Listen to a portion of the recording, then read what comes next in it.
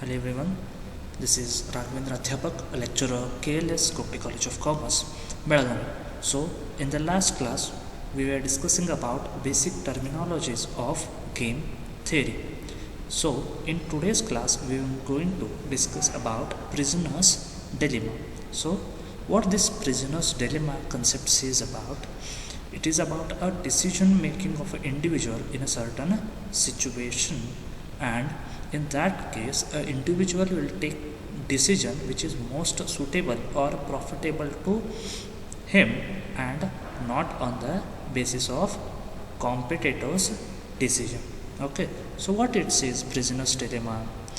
So in order to understand prisoner's dilemma, let us suppose that there are two persons called A and B who are partners in an illegal activity of match fixing. Okay, what this is that with an example we can understand this prisoner's dilemma. Okay, so what it says, there are two persons called A and B. Okay, so these both persons are involved in what? An illegal activity of match fixing. Okay, next the police arrests them and lodges them in a separate jail with no possibility of communication between them.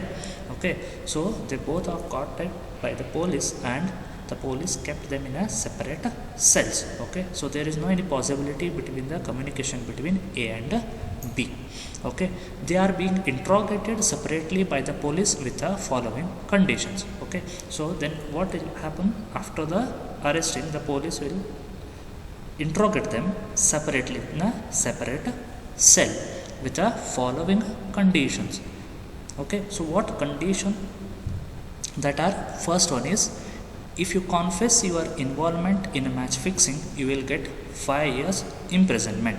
So here what will happen? Police will tell to Mr. A in a separate cell that if you confess your involvement in match fixing, you will get 5 years of imprisonment. And next, second condition what police says, if you deny your involvement and your partner also denies, then you both will be free from the imprisonment or they leave them. Okay, if both denies. Next is third condition, if one of you confess and another does not, then who confess, he will get a 2 year of imprisonment, and one who do not confess, he will get a 10 year of imprisonment for telling the lies. Okay, so these are the three conditions put in front of the A and B separately. Okay, so what are the conditions? First one is, if both agrees that they are involved in match fixing, then both will get 5 years of imprisonment. If one agrees, another one disagrees, then who agrees, he will get 2 years of imprisonment, and one who deny, he will get 10 years of imprisonment. If both denies, for example, if both say that they were not involved in any such activities, then both will be free from the imprisonment. Okay, so these are the three conditions. So in these three conditions, now these two persons A and B have to take the options. So what are the options? One is to confess, correct? So एक तो confess करना है, correct? So they should have to agree with whatever the illegal activity they have done.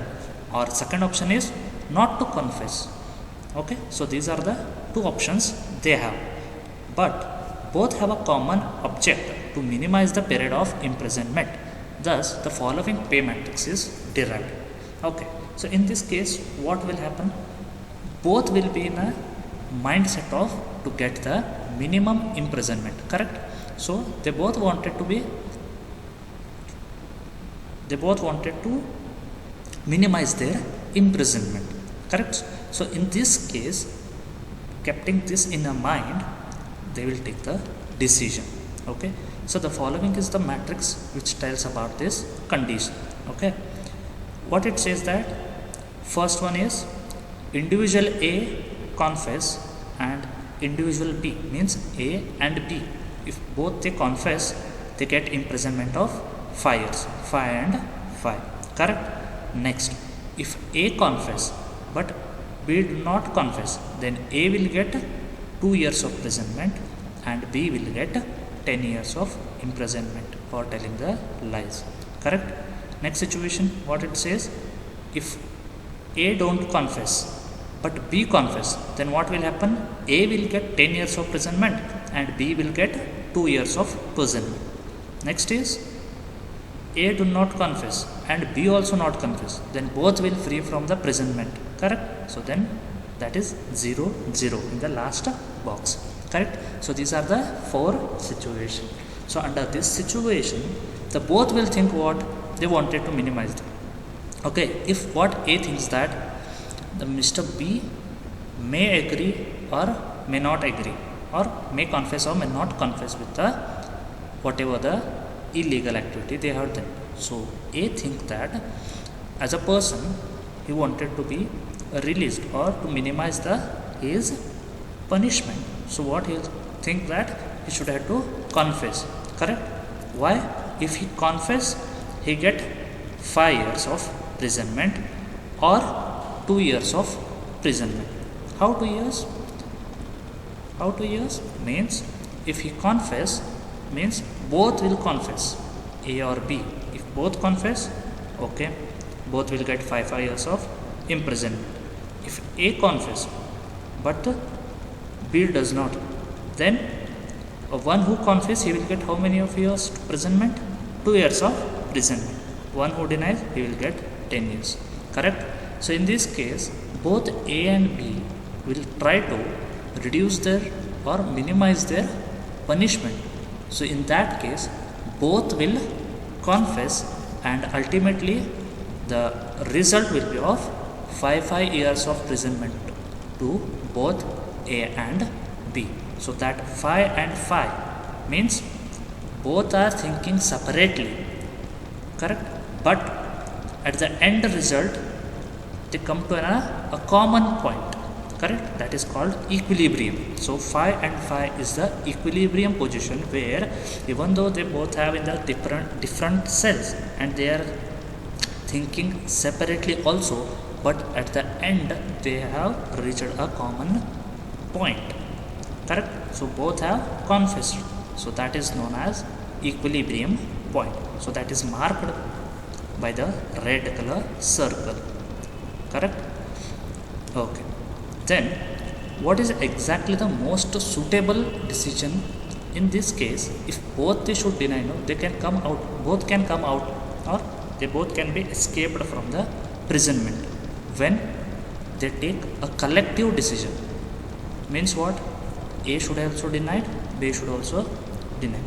Then they can be escaped from the imprisonment.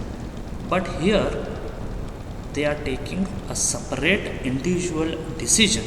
Due to that, they are in the 5 years of imprisonment. So this is tell about the prisoner's dilemma. Okay. So this is nothing but how individual take the decision in a certain situations or the condition which is most suitable to him. Okay. Next is limitations of game theory. So what are the limitations of this game theory? The first one is the assumption that the players have the knowledge about their own payoffs and payoffs of other is unrealistic.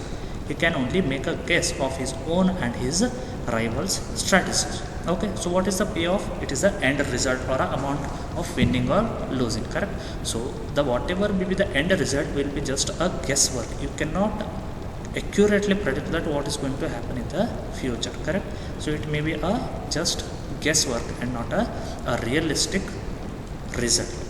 Second one is, as the number of players increases, the gaming strategies become increasingly complex and difficult. Okay, if only two persons are there, A and B, then we can easily study on the strategies, okay, and the plans. If there is 100 numbers of competitions or maybe the competitors, then how to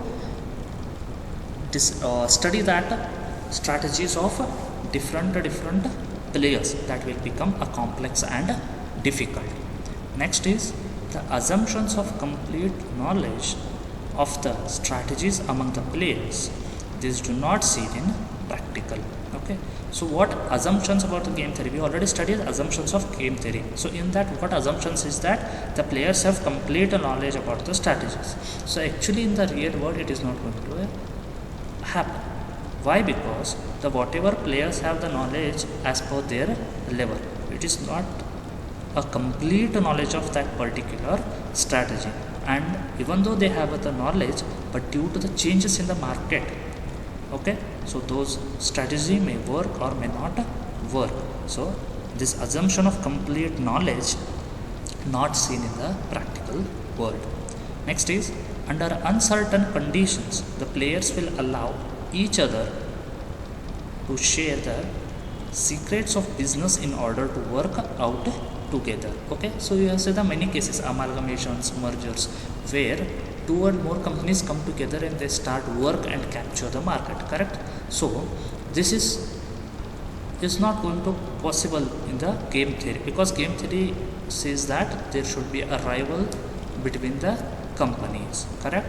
So sometime only with the rivals they cannot take the decision, but in some time they will work mutually and they get the market, or they may cover the entire market area. Okay, so mergers and all taken place and they mutually take the decisions to acquire the market.